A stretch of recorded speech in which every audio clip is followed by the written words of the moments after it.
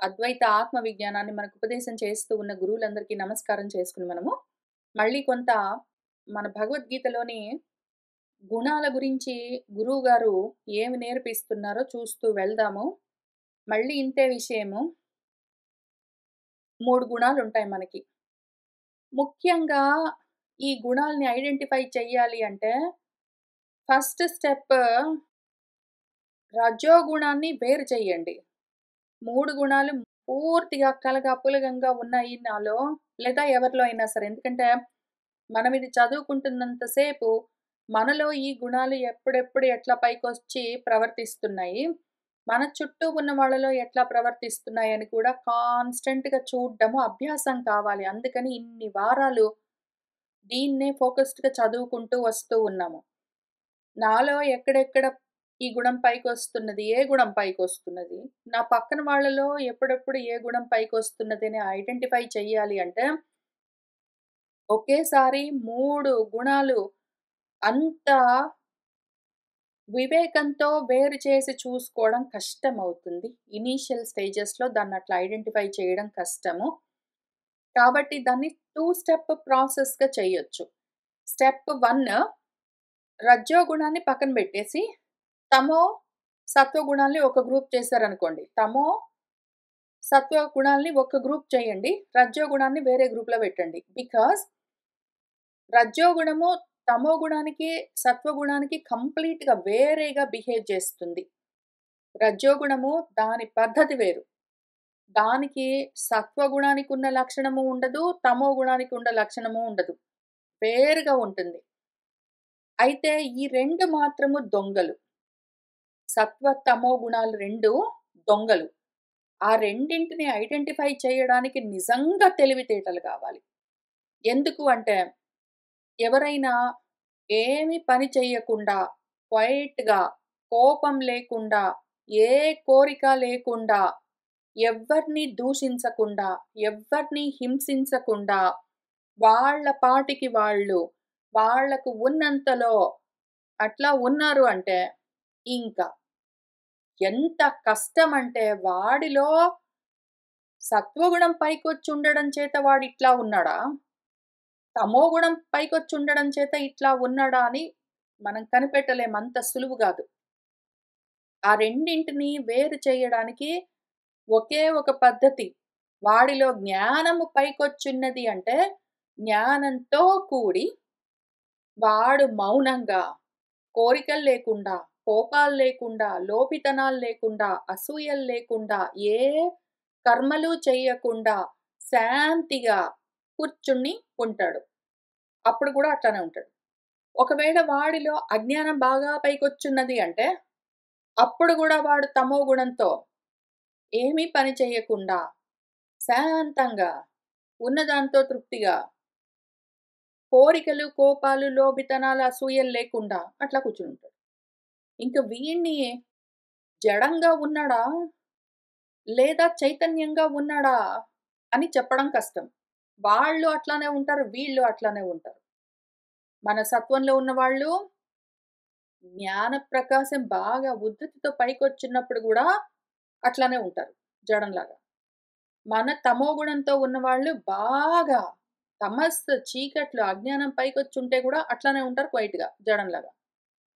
వీళ్ళని ఐడెంటిఫై చేయడానికి ఇంకా మనం కొన్ని తర్వాతవన్నీ చూస్తూ వెళ్ళాలి.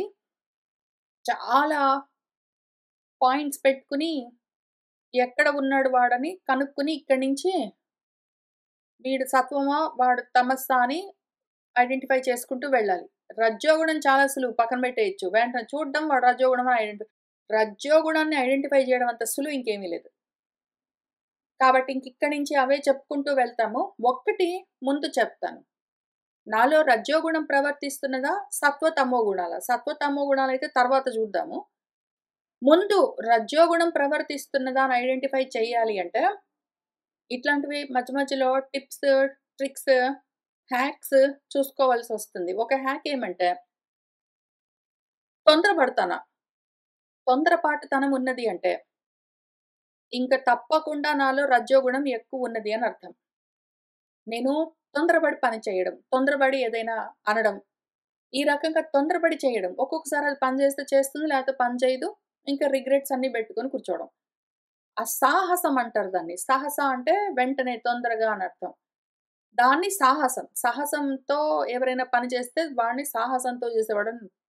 సాహసంతో అంటే బలంతో, పరాక్రమంతో, తెలివితేటలతో కాదు. సాహసం ఉన్నది అంటే తొందరపాటుతనం అని అర్థం. అంతటి సాహసం చెయ్యకురా అంటే తొందరబడకురా అని అర్థం. మనకు రాజులకి సాహసం ఎక్కువ అంటే వాళ్ళు తొందరగా జేస్తారు ఏదైనా పని అని అర్థం. తొందరపాటు, రజ్జోగుణంతో ఉన్న రాజులు అందుకనే సాహసంతో ఉన్నారని జెప్తారు. మన వాళ్ళకి తమోగుణంలో ఉన్న వాళ్ళకి సాహసం ఉండదు. భయంతో, నిద్రతో, అలసత్వంతో, ప్రమాదంలో, అజ్ఞానంతో ఉన్నవాళ్ళు కూడా సాహసం చెయ్యరు. అంటే దేనికి తొందరపడరు. కూర్చుంటారు జడంలాగా. సత్వగుణంలో ఉన్నవాళ్ళు గూడా తెలివితేటలుపయోగించి, జ్ఞానంతో ఆలోచించుకుని ప్రవర్తిస్తారు గాబట్టి తొందరపడరు. వాళ్ళు గూడా అట్లా ఉంటారు క్వైట్‌గా. కాబట్టి సాహసం కనిపిస్తున్నదా లేదా వీడిలో లేతే నాలో? నేను తొందరపడుతున్నానా? అంటే ఎక్కువ సార్లు ఏదైనా చేయడం, ఏదైనా మాట్లాడడం ఏమైనా సరే చేతలు, మాటలు. నా చేతల్లో, నా మాటల్లో తొందరపాటుతనం కనిపిస్తున్నది, సాహసం కనిపిస్తున్నది అంటే రజ్జోగుణం పైకొచ్చుంటున్నది అని చూసుకోవాలి. ఎప్పుడైతే సాహసం లేదు, తొందరపడననుకోండి, ఇంకా అప్పుడు గూర్చొని, ఎందుకు నేను తొందరపడట్లేదు? జ్ఞానంతో ఆలోచన చేస్తున్నాను గాబట్టి తొందరపడట్లేదా? నెమ్మదిగా, నిదానంగా ఆలోచించి చేస్తున్నానా? లేదా అజ్ఞానంతో తెలియక చేయకుండా మానుకుని కూర్చున్నానా? తొందరపడట్లేదా? ఏమి? అని మళ్ళీ దాన్ని సెకండ్ లెవెల్ విప్పదీసి చూసుకోవాల్సి ఉంటుంది. కానీ ఫస్ట్ లెవెల్ చాలా సులువు. తొందర పడుతున్నాను. నాకు తొందర ఎవడైనా నన్నన్నాడనుకోండి, "నీకు ప్రతిదానికి తొందరేరా? నువ్వు ప్రతిదానికి తొందర పడుతుంటావు. ఎందుకురా అంత తొందర? ఆగు. నిదానంగా ఆలోచన చెయి" అని ఇట్లాంటివి ఎవరైనా నన్ను అప్పుడప్పుడు అంటున్నారనుకోండి, అమ్మో, నాన్నో, భార్యో, భర్తో, బిడ్డలో, స్నేహితులో, ఎవరైనా సరే టీచర్సో, నా హితం కోరుకునే వాళ్ళు, "ఎందుకురా ప్రతిదానికి తొందర పడతావు? ఆగు" అని అన్నారు అంటే అదిగో సాహసం ఉన్నది నాలో, రజ్జోగుణం ప్రవర్తిస్తున్నది అని వెంటనే ఐడెంటిఫై చేసుకోవచ్చు. చాలా సులువు రజ్జోగుణం చూసుకోవడము. సరే, ఇప్పుడింక గురువుగారు చెప్పేవి కొన్ని చూసుకుంటూ వెళ్దాం ఎగ్జాంపుల్స్. అన్నం ఎట్లాంటి అన్నాలు తింటారు వీళ్ళు? ఏ గుణంతో ఉన్నవాళ్ళు ఎటువంటి భోజనాలు చేస్తారు అని చెప్తున్నారు. చూద్దాము శ్రద్ధగా.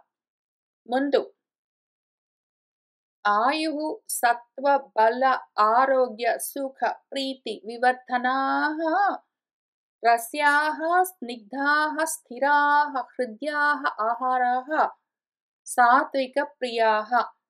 సాత్విక ప్రియులు, సత్వగుణం కావాలనుకునే వాళ్ళు ఎటువంటి భోజనాలు చేస్తారు? ముందు ఇనీషియల్‌గా వాడు రజోగుణంతోటి ఉంటే ఉన్నాడు. వాడు ప్రయత్నపూర్వకంగా ఇటువంటి సాత్వికాహారాలు భుజించడం మొదలుబెడితే, తర్వాత వాడిలో సత్వం వృద్ధి చెందుతూ ఉండగా, వాడి భోజనం ఇట్లానే తయారవుతుంది ఆటోమేటిక్. ముందు వాడు ప్రయత్నపూర్వకంగా మొదలుబెట్టినా గూడా, తర్వాత అది ఇట్లానే ఉంటుంది. సత్వగుణంలో ఉన్నవాళ్ళు ఇట్లాంటి భోజనాలే చేస్తూ ఉంటారు. ఎటువంటి భోజనాలు చేస్తారు సత్వగుణంతో ఉన్నవాళ్ళు అంటే, ఏ అన్నమైతే ఏది తింటూ ఉన్నారో, అన్నం అంటే వైట్ రైస్, సోనా మసూరి గాదు. ఏదైనా అన్నమే. తినబడేది ఏదైనా అన్నమే. వాడు పప్పు దినుసులు తినొచ్చు, వాడు సోనా మసూరి తినొచ్చు, వాడు నూడిల్స్ తినొచ్చు, చపాతీలు తినొచ్చు, సాలడ్ తినొచ్చు, సూప్ తాగొచ్చు, ఏదైనా సరే గానీ, తింటూ ఉన్న అన్నానికి కొన్ని లక్షణాలుండాలి. వాడు తింటున్న అన్నము వాడికి ఆయుక్షీణం కలిగించరాదు. వాడు తింటూ ఉన్న అన్నం వల్ల వాడికి ఆయువు నశించిపోయేట్టు, వాడికి రకరకాల జబ్బులొచ్చి, వాడు నూరేళ్లు బ్రతకడానికి ఈ బండిని తెచ్చుకుని, ఆ బండిని సరిగ్గా మెయింటైన్ చేయకపోవడం వల్ల, పిచ్చి పిచ్చి అన్నాలన్నీ తినిపించడం వల్ల, దానికి జబ్బులు పెరిగి, రకరకాల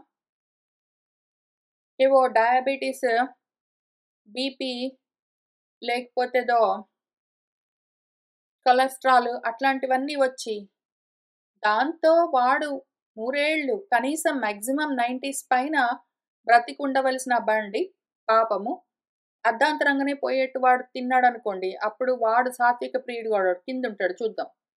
వీడు తినే అన్నము వాడికి ఆయుష్‌ని పెంచుతుంటుంది. పెంచడం అంటే 100 ఏళ్ల కన్నా తర్వాత ఇంకెవడు ఎక్కడైనా శాంపుల్‌గా 1, 2 ఇయర్స్ అటు ఇటు ఉండొచ్చు గానీ, లేకపోతే జనరల్‌గా యాస్ ఎ స్టాండర్డ్ 100 ఏళ్ళు అనుకుందాము. అంతవరకు ఆ బండి నడిచేట్టు ఉండాలి. సత్వము ఊరికే ఆయుష్ ఉంటుంది కానీ ఏం లాభం? వాడు మూలన పడి ఉంటాడు, రోగిష్టి వాడు మూలుగుతూ ఉంటాడు, వాడికి నీరసంగా ఉంటాడంటే పనికిరాదు. సత్వం ఉండాలి, శక్తి ఉండాలి ఏదైనా చెయ్యడానికి. వాడు తింటున్న అన్నము వాడికి శక్తినిస్తూ ఉండాలి. అట్లానే వాడు తింటూ ఉన్న అన్నం వాడికి బలాన్నిస్తూ ఉండాలి. వాడికి మానసికమైన శక్తి, శారీరకమైన బలము 2 కలుగుతూ ఉండాలి. 2 ఆరోగ్యంగా ఉండాలి వాడికి. అటువంటి ఆరోగ్యం. ఆరోగ్యం అంటే నా రోగం, అరోగం.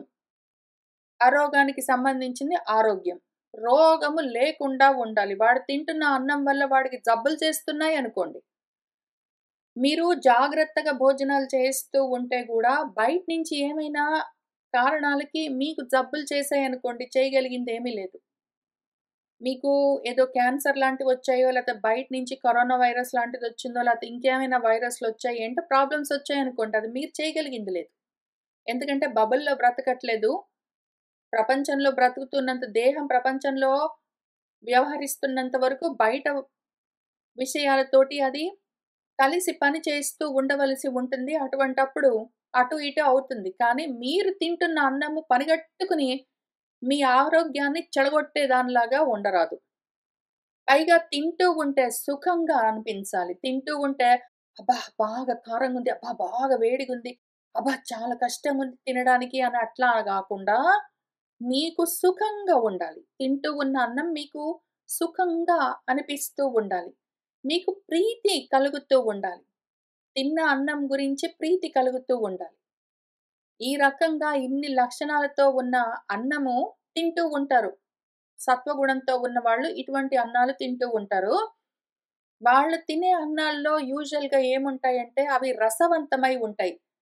రస్యాహ అంటే రసాలు. రసం ఉండాలి.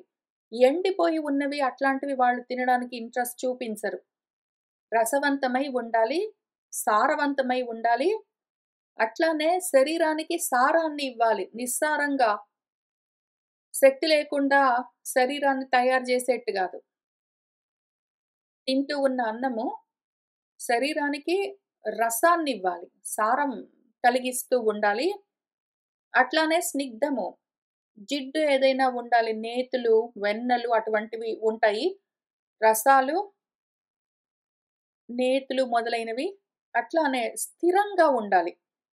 వాళ్ళు తిన్న ఆహారము దేహానికి పటుత్వాన్నివ్వాలి. దేహము స్థిరంగా తిన్న అన్నం ఒంటికి పట్టాలి. మన పెద్దవాళ్ళు గూడా అంటూ ఉంటారు. తిన్న అన్నం ఒంటికి పట్టాలని. తిన్న అన్నం ఒంటికి పట్టిందంటే అది స్థిరమైన ఆహారం. తిన్నది తిన్నట్టే పైనుంచో, కింద నుంచో వెళ్ళిపోతున్నదనుకోండి. అది అస్థిరమైన ఆహారం. తిన్న ఆహారం మన శరీరానికి పట్టి ఉండాలి. అది స్థిరత్వం. ఆ తర్వాత దానివల్ల పటుత్వం దేహానికి. తినే అన్నము హృద్యంగా ఉండాలి. మన మనసుకి కూడా, హృదయానికి కూడా ఆహ్లాదం కలిగించాలి. తింటూ ఉన్న అన్నంతోటి మన మనసు బలంగా ఉంటున్నదంటే అది హృద్యం. మన దేహం బలంగా ఉంటున్నది అంటే అది స్థిరం. మన దేహానికి స్థిరత్వాన్నిచ్చే ఆహారాలు, బలాన్ని కలిగించే ఆహారాలు. మన అంతఃకరణానికి హృద్యంగా, హృదయానికి సుఖాన్ని కలిగించేవేవున్నాయో అటువంటివి సత్వాన్నిచ్చేవి, సుఖాన్ని, ప్రీతిని కలిగించేవి అయి ఉంటాయి. ఇటువంటి ఆహారాలు తింటూ ఉంటారు సాత్వికులు. వీళ్ళని చూస్తే వాళ్ళు ఇట్లాంటివి ఆహారాలు తినడానికి ఇంట్రెస్ట్ చూపిస్తారు. ఎప్పుడైనా ఒకసారి కొంచెం కారంగా, ఎప్పుడైనా ఒకసారి కొంచెం ఉప్పు, కొంచెం ఏమైనా స్పైసీగా అప్పుడప్పుడు ఏదైనా తినాలంటే పర్వాలేదు గానీ, మెజారిటీగా వాళ్ళ భోజనంలో ఇట్లాంటివే ఉంటాయి. ఇంకా రాజసికమైన మనస్తత్వంతో ఉన్న వాళ్ళు ఎటువంటి భోజనాలు చేస్తారు? వాళ్ళు తినేవి కట్టు, ఆమ్ల, లవణ, అతి ఉష్ణ, తీక్ష్ణ, రూక్ష విదాహినః ఆహారాः రాజసస్య ఇష్టాః దుఃఖ శోక ఆమయప్రదాః. రాజసికులు ఇష్టపడే ఆహారాः భోజనాలు ఎటువంటివి అంటే కటువుగా ఉండాలి. కొంచెం చేదు చేదుగా, ఆమ్లము కొంచెము, పుల్ల పుల్లగా, లవణము కొంచెము ఉప్ప ఉప్పగా, అతి ఉష్ణము బాగా వేడిగా, తీక్ష్ణము కారంగా, రూక్షము ఏదో ఎండిపోయి దాహాన్ని కలిగిస్తూ ఉంటాయి. చిప్స్ తిన్నామనుకోండి, కొంచెము స్పైసెస్ చల్లినవి, లేకపోతే ఉప్పు చల్లినవి చిప్స్ తిన్నామనుకోండి, ఎట్లా ఉంటాయి అవి రూక్షము, దాహం కలిగిస్తూ ఉంటాయి. అవి ఉప్పుగా, పుల్లగా అట్లా రకరకాలుగా కారంగా ఉంటాయి. విదాహినః అవి. ఎండిపోయి ఉంటాయి. దాహం కలిగిస్తూ ఉంటాయి. కారంగా, ఉప్పుగా ఏవో రకరకాలుగా ఉంటాయి. ఇవన్నీ ఇంట్రెస్ట్ చూపిస్తారు. ఇటువంటివి తినాలని కోరుకుంటారు. తింటే తినొచ్చు దాన్నేముంది గానీ, తింటే నష్టమేమి? వాళ్ళకు దుఃఖం కలుగుతుంటుంది. తింటున్నంత సేపు నోరు మండుతుంటుంది. కడుపులోకి వెళ్తే కడుపు మండుతుంటుంది. ఒక్కొక్కసారి బాత్రూమ్‌కి వెళ్తే మోషన్ అప్పుడు గూడా కష్టం అనిపిస్తుంటుంది. అయినా గూడా వాళ్ళకి తినాలంటే ఇష్టం అనిపిస్తుందంటే ఇంక వాళ్ళనేమంటాం? ఎహే! మేము వాళ్ళనేమి చేయలేం మనం. శోకం కలిగిస్తుంది. తిన్న తర్వాత కొంచెం మనసుకి అంత ఇంట్రెస్ట్‌గా, సుఖంగా, హృద్యంగా, ప్రీతిగా అనిపించదు. పైగా గ్యారంటీగా ఆమయములు. ఆమయం అంటే రోగం. రోగాలు కలిగిస్తాయి వీళ్ళు తినే భోజనాలు. కాబట్టి ఇటువంటివన్నీ ఎవరెవరు ఇంట్రెస్ట్ చూపిస్తున్నారో బాగా వేడిగా తినాలండి. చల్లబడితే నాకు తినబుద్దవ్వదు. చల్లగా తాగాలండి. నాకు రూమ్ టెంపరేచర్ నీళ్లు నచ్చవు. టీ అయినా, కాఫీ అయినా సరే నోరు కాలి అది అవస్థ పడుతున్నా సరే గాని, నోరు కాలేటట్టు ఉంటేనే తప్ప, అంత వేడిగుంటే తప్ప నేను కాఫీలో, టీలో తాగను. ఇటువంటివన్నీ ఏమి చేస్తారో వాళ్ళందరూ రజోగుణం బాగా పైకొచ్చున్న వాళ్ళు అని అర్థం. అయితే ఏమి? అయితే ఏమి? రజోగుణం పైకొస్తే ఇప్పుడు నష్టమేమి అంటే పైన చాలా జెప్పారు. దానివల్ల నష్టాలేమి అని ఇక్కడ. కాబట్టి మళ్ళీ దానివల్ల ఎన్ని కష్టాలు, ఎన్ని నష్టాలు జరుగుతాయని చెప్తూ వచ్చారు. మళ్ళీ అడగవలసిన అవసరం లేదు. పైకి వెళ్లి చూసుకోండి. అది మన రజోగుణంతో ఉన్నవాళ్ళు తినే భోజనాలకున్న లక్షణాలు. ఇప్పుడు తమోగుణం వాళ్ళు ఏం తింటారో చూద్దాం.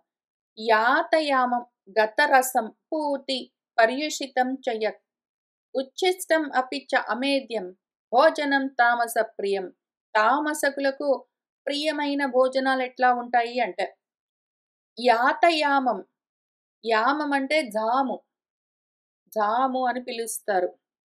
మొదటి జాము, రెండో జాము అని మనకున్న 24 గంటల్ని 3 గంటలుగా విడదీసి ఒక్కొక్క 3 గంటల సెట్‌ని ఒక జాము అని పిలుస్తారు. దాన్ని యామం అంటారు. ఇప్పుడు అట్లా నిన్న రాత్రి వండుకున్నావు, బయటే పెట్టుకున్నావు. కనీసం ఫ్రిడ్జ్‌లో గూడా పెట్టుకోలేదు. లేదా 3 రోజుల కింద, వారం రోజుల కింద వండి ఫ్రిడ్జ్‌లో పెట్టావు. ఈ రకంగా చాలా కాలం గడిచిపోయింది. యాతయామం అంటే చాలా రోజులైంది చేసి, చాలా గంటలయింది చేసి, చప్పగా అయిపోయింది. దానికి రస్యంగా, స్నిగ్ధంగా, స్థిరంగా, హృద్యంగా, సుఖప్రీతి వివర్ధనంగా, ఆరోగ్యాన్ని కలిగించే విధంగా ఇవన్నీ గాదు. ఇప్పుడున్న అన్నం అదేం చప్పబడిపోయింది. అది చల్లారిపోయిందది. ఎండిపోయింది అది. ఆ రకంగా ఉన్నది అంటే దాన్ని బెట్టుకుని తింటే ఆరోగ్యం చెడిపోతుంది. గతరసం ఎండిపోయిన అన్నం. రసం లేదు. అటువంటివన్నీ తింటే ఏమవుతుంది? పూతి పాసిపోయింది. కుళ్ళిపోయిన అన్నము. కుళ్ళిపోయిన అన్నాలెవరైనా తింటారా అండి? నువ్వు కూర్చొని చెప్తావు, ఆయన రాసాడు బానే రాసాడు ఓ పద్యం. ఇంక నువ్వు కూర్చొని దానికి ఎక్స్‌ప్లెయిన్ చేస్తున్నావని నన్ననే కన్నా ముందు మీరు ఆలోచన చేసుకోండి. మీ చుట్టూ ఉన్న వాళ్ళని చూసుకోండి. ఒక్కొక్కసారి గిన్నెలో అన్నం ఉంటుంది. ఆ అన్నము అందరూ తిన్నారు. ఏదో కొంచెం మిగిలింది దాన్ని పక్కన పెట్టారనుకోండి. తర్వాత కొంతసేపటికి పొద్దునొండిన అన్నం సాయంత్రానికో, నిన్న రాత్రి వండింది పొద్దునకో అట్లా చూసుకునేసరికి కొంచెం ఎడ్జెస్‌లో చేయి పెట్టి చూస్తే గిన్నెకు తాకుతున్న చోట కొంచెం మెత్త మెత్తగా అట్లా ఉంటుంది. దాన్ని చూస్తేనే కొంచెము పాడైపోవడానికి సిద్ధమవుతున్నట్టుగా అనిపిస్తుంది. అయితే అయిందిలే కొంచెమే గదా! పక్కన తీసేసి తిందాము. అయినా పర్వాలేదు కొంచెమే గదా! ఎండాకాలం అప్పుడప్పుడు అట్లనే ఉంటుంది. అనుకోని ఏదో ఒకటి చెప్పుకుని అయితే అయింది ఎందుకు పడేయడం. మళ్ళీ పైగా దానికింకా అందం తక్కువ గాదు. మళ్ళీ దానికి చాలా కొటేషన్స్ కూడా ఉంటాయి. అంటే అన్నం పరబ్రహ్మ స్వరూపం అండి. అన్నం అట్లా పాడు చేయకూడదు. అన్నం పుట్టని బియ్యం అండి. అట్లా భోజనాన్ని వ్యర్థం చేయరాదు. అట్లా పడేయకూడదు. తప్పు అనుకుంటూ పాపం వాళ్ళు మంచి చేస్తున్నామనుకునే కొంచెం చెడిపోవడానికి సిద్ధమవుతూ ఉన్నవి అట్లాంటివి బంకాలు సాగుతున్నవి అట్లాంటివి కొంచెం తినడానికి ట్రై చేస్తారు. అట్లాంటి వాళ్ళు కూడా ఉంటారు. కొంచెం వాసనొస్తున్నవి అట్లాంటివి. పర్యుషితము. పర్యుషితం అంటేనే అంత. పర్యుషితం అంటే కొంతకాలము నిలువ ఉన్నవి. కొంతకాలము నిలువ ఉన్నవి. ఇప్పుడు కారపూస అట్లాంటివి చేసుకుంటే, ఒక జాము లోపల తినాలని ఏం రూల్ లేదు కదా! కారపూస చేసుకున్నాం, డబ్బాలో పెట్టుకున్నాం, ఓ నెల రోజులు తినొచ్చనుకున్నామనుకోండి. ఈలోగా ముక్కిపోతాయి. పర్యుషితం అంటే ముక్కిపోయినవి. పూతి అంటే కుళ్ళిపోయినవి. గతరసం అంటే ఎండిపోయినవి. యాతయామం అంటే పాసిపోయినవి. ఇంగ కూర్చో. ఇవన్నీ తిన్నావనుకో ఏమవుతుంది? ఏమవుతుంది? నువ్వు చెప్పడానికి లేదు. అది ఏమవుతుందని కూడా చెప్పలేదాయన. ఇప్పుడు కనీసము సాత్విక ప్రియులు ఇటువంటి భోజనాలు తింటే వాళ్ళకి ఆరోగ్యం అవి ఇవి అన్నీ వృద్ధి చెందుతాయని జెప్పారు. రాజసికులు ఇటువంటి భోజనాలు తింటే వాళ్ళకి దుఃఖాలు, శోకాలు, రోగాలొస్తాయని జెప్పారు.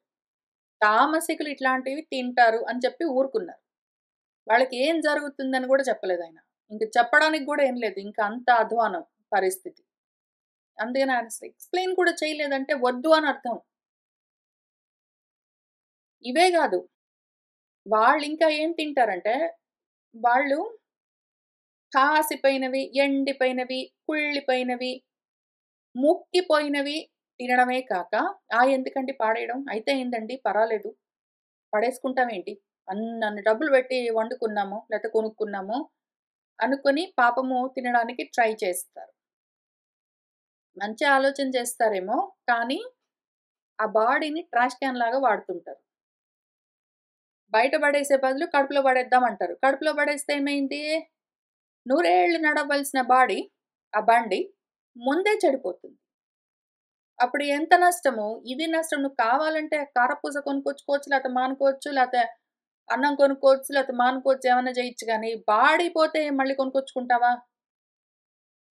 ఉచ్ఛిష్టం తింటారు. ఉచ్ఛిష్టం. ఉచ్ఛిష్టం అంటే ఎంగిలి అని చాలా పాపులర్‌గా దాని అర్థం చెప్పుకుంటూ వస్తారు. కానీ ఉచ్ఛిష్టం అంటే ఏదైతే సిస్టమ్ తర్వాత మిగిలిపోయిందని అర్థం. ఉత్తు సిస్టమ్ తర్వాత మిగిలిందని అర్థం. ఉచ్ఛిష్టం. ఉచ్ఛిష్టం అంటే మిగిలిపోయిన అన్నం. మిగిలిపోయిన అన్నాలన్నీ తింటుంటారు తామస ప్రియులు. ఎట్లా అంటే, ఏదో వాళ్ళ నాన్న రోజు వంట చేస్తాడు పాపం. వాళ్ళందరూ ఎంతో కొంత తింటారు. గిన్నెలో మిగిలిందనుకోండి, వాళ్ళ నాన్న ఏం చేస్తాడు? ఎందుకు పాడేయడము? ఊరికే వేస్ట్ అయిపోతుంది. మళ్ళీ అసలే ఆయన యాతయామం, గతరసం, పూతి, పరిషతం తినొద్దన్నాడు గాబట్టి, మనము మళ్ళీ రేపు తిందాంలే, ఎల్లుండి తిందాంలే అంటే కుదరదు గాబట్టి, ఒక్క ముద్ద ఉన్నది, ఆ ఒక్క ముద్ద ఎట్లో ఒకట్లా తినేద్దాము అని తింటారు. మిగిలిపోయిన అన్నాలు. ఇప్పుడు గిన్నెలో ఒక ఇంట్లో నలుగురో, ఐదుగురో, ఆరుగురు మందున్నారనుకోండి. ఆ 5, 6 మందికి ఎంతో కొంత వండుకుంటారు. ఇప్పుడేమైంది? వాళ్ళు ఎంతో కొంత తింటారు. ఎంతో కొంచెమైనా ఒక ముద్దో, 2 ముద్దలో మిగలవా? మిగిలితే వీళ్ళేం జేస్తారు? ఎందుకు వేస్ట్ చేయడం గిన్నె మొత్తం ఖాళీ చేద్దామని అది గూడా తింటారు. దానివల్ల ఏమవుతుంది? ఇంకిక్కడ చెప్పినట్టు రకరకాల జబ్బులన్నీ వస్తాయి. శరీరానికి, దేహానికి ఎంత అన్నం అవసరమో అంతవరకు తింటే పని చేస్తుంది. అదప్పుడు అన్నము వాళ్ళకి ఆయుష్షు, శక్తి, బలము, ఆరోగ్యం, సుఖము, ప్రీతి అన్నీ వృద్ధి చేస్తుంది. అప్పుడు అన్నము ఔషధమవుతుంది. కానీ ఉచ్ఛిష్టం మిగిలిపోయింది గదా! అని మింగుకుంటూ కూర్చుంటే, అదేమో ట్రాష్ క్యాన్‌లో పడేయడం ఎందుకని కడుపన్న ట్రాష్ క్యాన్‌లో పడేసుకుంటూ పోతే అప్పుడేమవుతుంది? దానివల్ల అనవసరమైన జబ్బులు చేస్తాయి. అనవసరంగా ఆరోగ్యాలు నశిస్తాయి. అయితే వాళ్ళవన్నీ పట్టించుకోరు. వేస్ట్ చేయగూడదని మొత్తం తినుకుంటూ కూర్చుంటారు. బయటెందుకు పడేయడం అని లోపల పడేస్తుంటారు. ఆ రకంగా మిగిలిపోయిన అన్నాలన్నీ మింగొద్దని రాశారాయన. మిగిలిపోతున్నాయి అనుకుంటూ మీరు అన్నాలన్నీ మింగొద్దు. ఎంత అవసరమో అంత తింటే అది ఔషధమవుతుంది. అక్కర్లేకుండా ఎంత బడితే అంత తింటే అది విషమవుతుంది. ఎంత అవసరమో అంత తింటే అది ఔషధమవుతుంది. ఎంత పడితే అంత మింగుతూ పోతే అది విషమవుతుంది. ఇదే విషయం గురించి మళ్ళీ మనకు మన మనుస్మృతిలో గూడా చెప్తూ వచ్చారు. రెండో అధ్యాయంలో పసిపిల్లల్ని గురుకులానికి పంపిస్తూ ఉన్న సమయంలో గురువుగార్ల పైన ఎంత బాధ్యత పెట్టారంటే, మన శాస్త్రాలు రాసిచ్చిన గురువులు, మనవాడు పసివాడుంటాడు. వాడప్పుడే వాళ్ళ ఇంట్లో ఉన్నంత సేపు వాళ్ళ అమ్మో, నాన్నో, అమ్మమ్మగారో, తాతగారో చూసుకుంటారు. అయితే ఎప్పుడైతే వాళ్ళని గురుకులాల్లోకి పంపించినప్పుడు వాళ్ళకి తెలీదు పసివాళ్ళు. వాళ్ళు బ్రహ్మచారులు కాబట్టి భిక్షాటన చేయవలసుంటుంది. అక్కడక్కడ వెళ్లి భిక్ష పుచ్చుకుంటే వాళ్ళెవరైనా ఏమైనా ఇస్తారు. అయితే అవన్నీ తెచ్చుకుని వీడు తిన్నాడనుకోండి, వాడికి ఎంత అనర్థం కలుగుతుంది. అందుకని అట్లా చెయ్యొద్దు. ఉచ్ఛిష్టం ఎవడికి పెట్టకు, నువ్వు గూడా తినకు అని రాశారు. ఎందుకు అంటే, ఏదో వీడు, వీడి ఫ్రెండ్స్ ఒక 5, 6 మంది కలిసి వెళ్లారనుకోండి భిక్ష కోసం. వాళ్ళు అక్కడక్కడ సేకరించారు. ఒకడికి చాలా ఎక్కువొచ్చింది, ఒకడికి చాలా తక్కువొచ్చింది అట్లా ఎట్లా ఒకట ఉందనుకోండి. వీళ్ళందరూ తీసుకెళ్ళి వాళ్ళకొచ్చింది భోజనం ఆ రోజుకి, ఆ పూటకి వాళ్ళ గురువుగారికి చూపిస్తే, గురువుగారు చూసి తలా ఇంత పంచుతారు. వాళ్ళకి ఎంత అవసరమో, వాళ్ళకి కడుపుకి ఎంత పడుతుందో, ఎంత అవసరమో అంత పెడతారు. మిగిలింది పక్కన పెట్టేస్తారు. వీళ్ళకి తెలీదనుకోండి, గురువుగారు చూసుకోలేదనుకోండి, వీళ్ళేం చేస్తారు, వాళ్ళు తెచ్చుకున్నంత వాళ్ళు తింటారు. పక్కన వాడిది కూడా కావాలంటే వాడు నేను తిననురా నువ్వు తిను అంటే ఇస్తాడు. పక్కన వాడు సరిగ్గా తినకపోవచ్చు. వీడు చాలా ఎక్కువ తినొచ్చు. అందుకని నీ ఉచ్చిష్టము అంటే నువ్వు తినగా నీకెక్కువైతే పక్కన వాడికి పెట్టకు. లేదా పక్కన వాడు ఎక్కువై నువ్వు తింటావురా అంటే నువ్వు మింగకు. నీకెంతుందో నువ్వు అంత తిను. ఎందుకు అంటే, ఈ రకంగా జాగ్రత్తలు గురువుగారికి చెప్పకపోతే ఇంట్లో అమ్మో, నాన్నో చూసుకుంటారు. బడిలో గురువుగారు చూసుకోకపోతే ఇంకెవరు చూస్తారు? కాబట్టి అంత జాగ్రత్తగా చెప్తూ వచ్చింది. ఇంకా చాలా ఉన్నాయి ఇక్కడ. భోజనం గురించిన జాగ్రత్తలు పసిపిల్లలకు ఎట్లా నేర్పించాలి చిన్నప్పటి నుంచి అని. మన దురవస్థ ఏమి అంటే పసిపిల్లల కోసమైతే ఎవరైనా చెప్తారు. తెలియని వాళ్ళకి చెప్తారు. తెలిసిన వాళ్ళకి చెప్తారు. తెలిసి తెలియకుండా అన్నీ తెలుసనుకునే వాళ్ళకి వద్దురా అట్లా మిగిలినవన్నీ ఎందుకు తింటావురా? నేను ఎంతమందికి ట్రై చేస్తానో. నా వాళ్ళకే. నాకు నా కూతురికి ఇట్లాంటి అలవాటు లేదు. మిగిలిపోయిందంటే పక్కన పడేస్తాము. ఆ పూటకి ఎక్కువైందంటే తినబుద్ధి అవ్వకపోతే లేతే మిగిలిపోయింది గదా! ఇంకా కొంచెం తిందాము, గిన్నె ఖాళీ చేసేద్దాము, లోపల ట్రాష్ క్యాన్ లాగా లోపల పడేద్దామని ఇట్లా ట్రై చెయ్యము. పోనీ అనుకుంటాము. ఎందుకు అంటే ఒక్కొక్కసారి మనం తెచ్చుకున్నప్పుడు కొంచెం ఇవ్వరు. ఇక్కడ యూఎస్‌లో ప్యాకెట్స్‌లో ఇస్తారు. మనం ఒక్కటి తింటామనుకోండి అందులో 10, 20 ఉంటాయి. మరేం చేస్తాము? అవసరమైనప్పుడు ఆ ఒక్కటి తెచ్చుకుంటాం, తింటాం. ఆడ మిగిలినవుంటే ఇంకేమి లేదు చేసేది. ఒకవేళ పళ్ళు అట్లాంటివైతే నెక్స్ట్ వెంటనే బడికి తీసుకొని వెళ్ళి దాని స్కూల్లో అది పనిచేసే చోట ఇచ్చేస్తుంది. లేకపోతే ఇంకంతే పడేస్తాము. పడేస్తే వ్యర్థం అవ్వడం ఏమీ లేదు. ఇక్కడ భూమి మీద పండుతూ ఉన్నవి ప్రతివి నేను మింగడం కోసమే అని ఎక్కడ రాసిపెట్టి లేదు. భూమి మీద ఉన్న ప్రతి ప్రాణికి భూమి నుంచే రావాలి భోజనము. ఒకవేళ నేనేమైనా పండ్లు గాని, అన్నం గాని ఏమైనా పడేసాననుకోండి వేరే క్రిములు గాని, కీటకాలు గాని, వేరే జీవులేమైనా తింటాయి. నష్టమేముందందులో? నేనొక్కదాన్ని తింటేనే పనిచేసింది. ఇంకెవరికైనా పెట్టినా సరే, ట్రాష్‌లో పడేసినా సరే నష్టమైపోయిందనుకోవడానికి ఏమున్నది? ఇదసలు మొత్తం ఉన్నదంతా విష్ణు సహస్రం చదవట్లేదు మనము. అన్నం అన్నాదం ఏవచ్చా. ఇదంతా సైకిల్. ప్రతిదీ పక్కదానికి భోజనమవుతుంది. ప్రతిదీ పక్కదాన్ని భోజనంగా స్వీకరిస్తుంటుంది. అన్నము, అన్నాదము 2 ఇక్కడే ఉంటాయి. పడేసినంత మాత్రాన వ్యర్థమైపోయింది. నేను కడుపులో పడేసుకుంటే మాత్రం బాగుందా? అక్కర్లేకుండా కడుపులో పడేసుకుంటే ఎంత అనర్థం కలుగుతుంది. అమేద్యం తినరానివి, అశుచి అయినవి, సరిగ్గా వండనివి, సరిగ్గా ఉడకనివి, సరిగ్గా శుభ్రం చెయ్యనివి, అటువంటివన్నీ వాళ్ళు పట్టించుకోరు. మట్టిలో ఉన్నవి అట్లాంటివన్నీ ఎట్టా పడితే అట్టా తినడానికి పెద్ద ఫీల్ అవ్వరు. ఈ రకంగా తిండ్లన్నీ తినేవి తామసికమైన గుణాలు. ఇటువంటి భోజనాలు, తిండ్లన్నీ రాజసికము, ఇవి తామసికము, ఇవి సాత్వికము.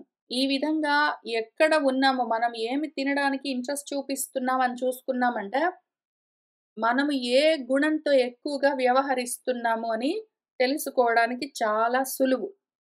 ఈ రకంగా మనము ఆలోచన చేసుకొని ప్రయత్నం చేసుకోవలసి ఉంటుంది. అయితే ఈ మధ్యన ఇంకా ఒక కొత్త విచిత్రమైన విధంగా నడుస్తూ ఉన్నది నా జీవితంలో. దాన్నిక్కడ పంచుకుంటాను.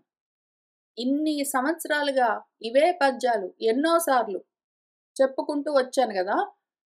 కొంచెం కొంచెంగా నా ఆహారంలో మార్పులన్నీ జరుగుతూ వస్తూ ఉన్నాయి. ఇప్పుడేం జరిగిందంటే, ఒక నెల రోజుల కింద నుంచి ఇదిగో మళ్ళీ ఈ పద్యాలకి అర్థాలు చెప్పడానికి నేను మనసా సిద్ధమవుతూ ఉన్నాను గదా! ఇంక దాంతో ఒక నెల రోజుల కింద, ఒక 5, 6 వారాల కింద ఎక్కడికో వెళ్ళాం మేము.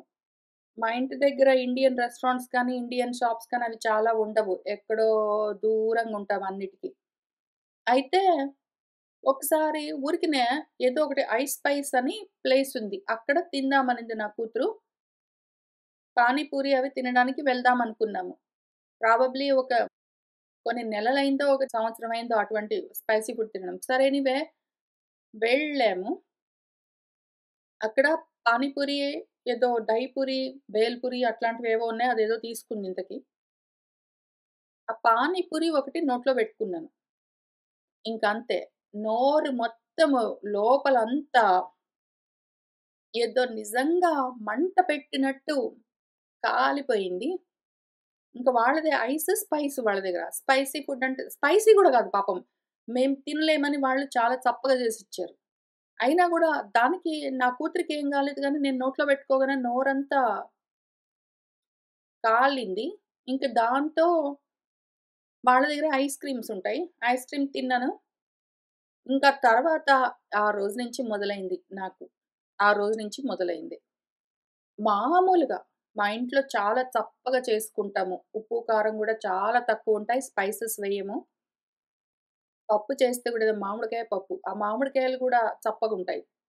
ఏంటో గాని ఈ మధ్య కాలంలో మామిడికాయలు గూడా పుల్లగుండడం లేకుండా ఊరినే చప్పగుంటాయి. లేతే దోసకాయ పప్పనుకోండి, లేతే పాలకూర పప్పనుకోండి. ఇట్లాంటివి. అవి గూడా ఉప్పు ఉండదు, కారం ఉండదు, స్పైస్‌లుండవు, ఏముండవు. అయినా సరే అవి కూడా నోట్లో బెట్టుకోవడానికి లేకుండుంది. ఎన్ని వారాలయిపోయింది నాకు. ఏదైనా సరే కొంచెం ఉప్పు గాని, కొంచెం కారం గాని తగిలింది అంటే నోరు లోపలంతా దవడల దగ్గరంతా మండుతున్నట్టుంది. ఇంక అందుకని వెంటనే పెరుగన్నం తినడమో, పాలు తాగడమో ఇట్లాంటివి చేయవలసొస్తుంది. ఇంకెందుకు దీనితోటి గోల అని మొత్తమే తగ్గించేసి మొత్తమే ఇంతకుముందు తగ్గించడం. ఇప్పుడు తగ్గించడం కాదు, లేకుండా పూర్తిగా లేకుండా నిజంగా ఈయన ఎక్కడ ఏమి జెప్పాడో ఇంక అట్లాంటివి. ఏమంటారు మన పురాణాల్లో జెప్తారు జూసారా? కందమూల ఫలాలని ఆ రకంగా తయారైంది. కందమూలాలు, పళ్ళు, పాలు వాటితోటి తయారైంది నాకు భోజనము. ఏదో కీన్మా వండుకొని, పెరుగు వేసుకొని, కావాలంటే ముద్దపప్పు వేసుకొని తినవలసొస్తుంది. నాకు ఎంత శాంతిగుంది అంటే, కొన్ని రోజుల కింద నా కూతురు ఏదో చెక్కలు అట్లాంటివి తీసుకొనొచ్చింది కారపూస లాస్ట్ వీక్. దాని బడి దగ్గర నుంచి వచ్చుకుంటూ. అహా! నో. నోట్లో వేసుకుంటే ఇంకంతే మొత్తం లోపల దవడల దగ్గర మొత్తం మండడమే. ఎందుకు గోల అని అవి అట్లనే ఉన్నాయి. పారబోసా. ఇంక అనవసరమని. అట్లా ఉంది పరిస్థితి. సంతోషంగా అవే చిలకడ దుంపలని పిలుస్తారు గదా! Sweet potato. ఆ sweet potatoes, fruits, salads, pastas, కీన్మా రైస్, పెరుగు, పాలు, పాలు గూడా మళ్ళీ ఓట్ మిల్క్ అది నా భోజనమయింది. ఒక 5, 6 వీక్స్ నుంచి ఇంక తినడానికి గూడా ఎందుకు? బికాజ్ నా జీవితంలో నాకు మాటి మాటికి ఎక్స్‌పీరియన్స్ ఉంటుంది. నేను ఒక రకంగా ఉంటాను అని నిర్ణయించుకున్నానంటే, నా ప్రకృతి పాపం నా ప్రమద. నేను పురంజనుడినై నేనిట్లా ఉంటాను అనుకోగానే, నా ప్రమద, నా ప్రకృతి వెంటనే దానికి తగిన విధంగా బాడీని షేపింగ్ చేస్తుంటుంది. నా బాడీని, నా చుట్టూ ఉన్న పరిస్థితుల్ని అదట్లా తయారు చేస్తుంటుంది. నేను ఈసారి నిజంగా తీవ్రంగా మనం ఏదో ఒక విధంగా ఇక్కడ చెప్పినట్టే అన్నీ ఆచరిస్తూ వెళ్దాము అనుకుంటూ మొదలుపెట్టాను గదా! అందుకని ఈ పద్యాలకి అర్థాలు వస్తాయి అనగానే లోపల నుంచి మొత్తం చేంజెస్. మొత్తం ఆ సిస్టమ్ చేంజ్ చేసి కూర్చుంది.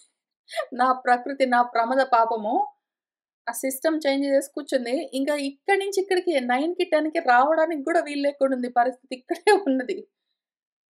అంత సుఖంగా ఉన్నాము నేను, నా ప్రమద.